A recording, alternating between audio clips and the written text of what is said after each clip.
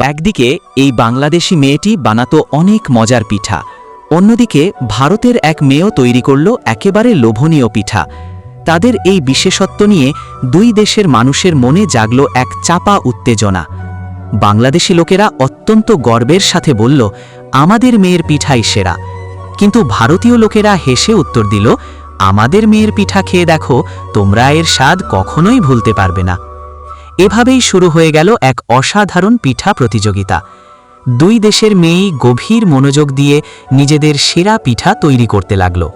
সবশেষে দুজন বিচারক এসে সেই পিঠা চেখে দেখলেন এবং মুগ্ধ হয়ে বললেন যে দুজনার পিঠাই অনেক সুন্দর, অসাধারণ আর মজাদার।